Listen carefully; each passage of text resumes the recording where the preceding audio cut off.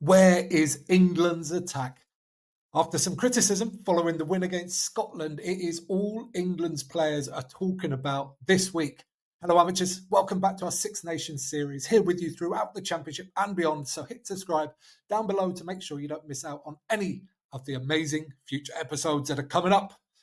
That's right, England beat Scotland, but they played very little rugby to do it. I'll go into some of the details down below, but Phil Greenaway and myself dissected that after the game, and I'll link it up there if you want to go and check that one out. But in this video, I'm going to be looking at what I think the England team will be to play against Italy this Sunday.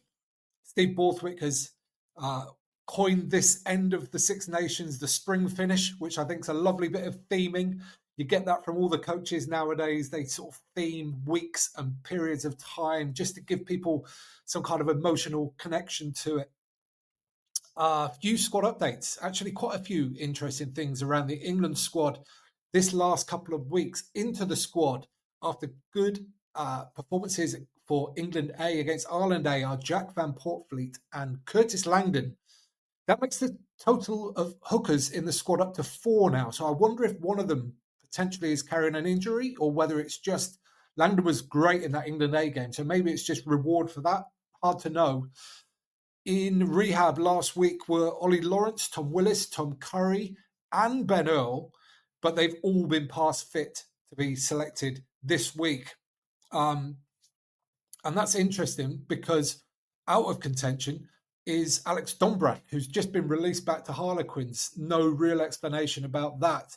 Also out for the tournament, George Martin injured. Just a quick reminder. Big, though, this Sunday will be, assuming he's selected and gets on the pitch, will be Jamie George's 100th cap. And there's no hiding around these parts. I'm a huge Jamie George fan, and he's done a really, really open and honest interview this week where he talked about the real disappointment, like gut-wrenching disappointment about being removed as England captain. You know, he spoke about just wanting for the best for the team, and I believe that's correct. And he actually considered at the start of this tournament dropping out and ending his England career because he thought that might be the best thing for the team as an ex-captain to not be around the squad going forward. Fortunately, as far as I'm concerned, he realised that he could still contribute. He could still be a very positive force in this England squad, and he's had some great appearances from the bench for England this Six Nations Championship and has absolutely shown his worth. So fingers crossed he gets there on Sunday, and 100 caps for him will be a phenomenal achievement and incredibly well-deserved. So, good stuff. England overall, I mean, let's talk about that Scotland game a little bit. They had really good set piece. Line out and scrum went fantastically well, but they had virtually no ambition to play. And my initial reaction was like real disappointment. It felt like a massive step backwards. But once I reviewed it a little bit and realised that they had actually very few good starting points in the game, they didn't ever really get good field position, not for very long anyway.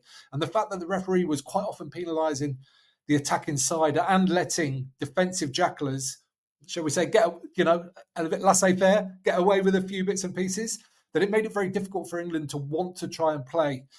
So I do understand it. It's disappointing, but fair play to them. They still got the win. And I feel even less disappointed about it now because so many of the players and Steve Borthwick himself, like directly after the game and in interviews since, have just sort of come out and said, that's not how we want to play. That's not what we're all about. That's not our ambition. That's not our intention. But sometimes games go that way and you have to do the right thing to win the game. So with all that in mind, like I felt, okay, fair enough. Let's get out there. Let's see if we can create some better opportunities to get that attacking game on the pitch. However, they were also ripped apart out wide by the Scots, and that's been a fairly common theme this championship as well. So we definitely want to see them attack more, but hopefully they can get that wide defence sorted because Italy will test them this weekend in that regards. There's no question about that. Okay, let's get into selection. Let's get into the players I think are going to get picked for this game on Sunday against Italy, starting with the forwards. And again, you look at it, why would you change players? Because I think the forwards generally went quite well and have gone reasonably well throughout the tournament. potentially some players playing a few too many minutes. But if you look across the back row where I was potentially thinking about making some changes, actually Tom Corrie's gone off injured a couple of times, so hasn't played a huge amount.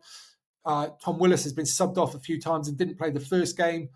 Ben Earl's just a machine and can sort of play as long as he likes, it seems. So, there's no reason to rest players, that's for sure. But where I am making a change is at hooker. I think Jamie George has been fantastic off the bench, and I think he's played so well that actually he deserves to start. And I think it suits the team for him to start in this game, because I think if they're going to try and play and try and run, then you want one of your better footballing hookers on the pitch, and he is definitely that. Also, I'm not sure.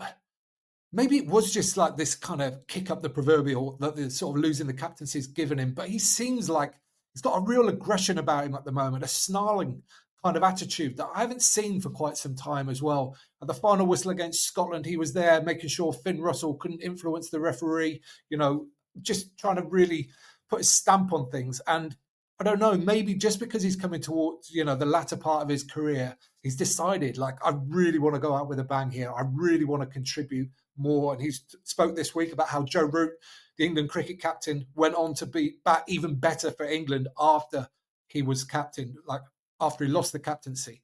So I think we're seeing that from Jamie George, and I think he can be a real big influence from the start of this game.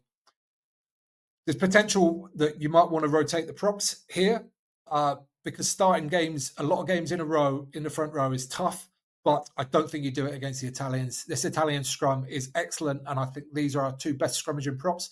So I think you go with them and you keep them going there. The second row stays the same. They were both excellent against the Scots, and the line out looks so much better with Ollie Chesham in there, a proper line out operator.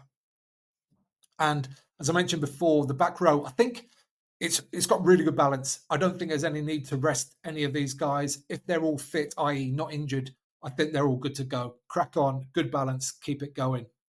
Into the backs, and there has been some rumours flying around. Elliot Daly's been seen training at fullback this week.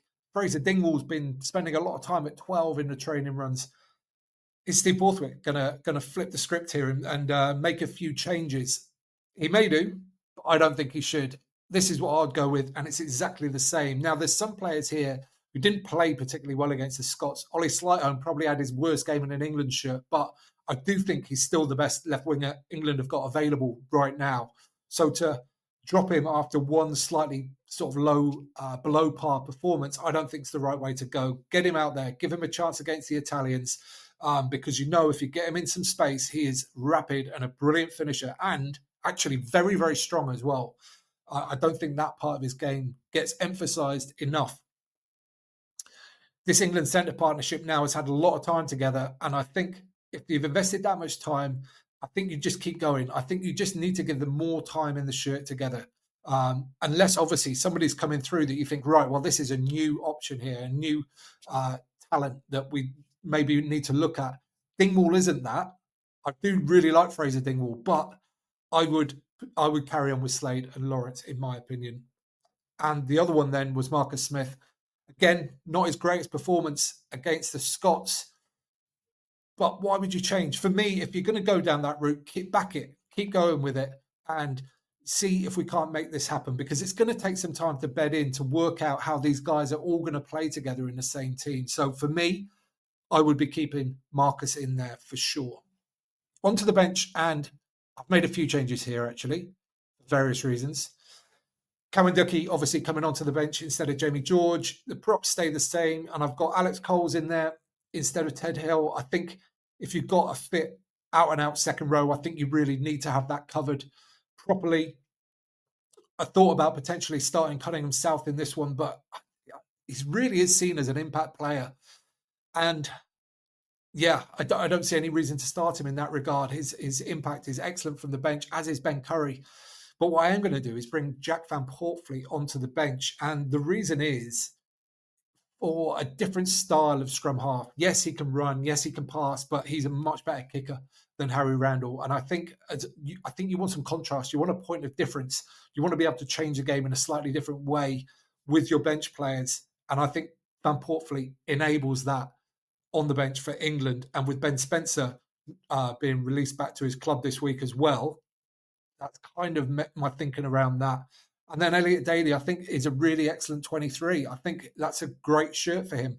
Coming on late in the game, having seen it, just a real calming influence, a person that all the players respect, all his teammates really respect him and enjoy his company and all that kind of stuff. But then just have that calm head, that been there, done it before, to choose the right options and execute. I think he's great in that role.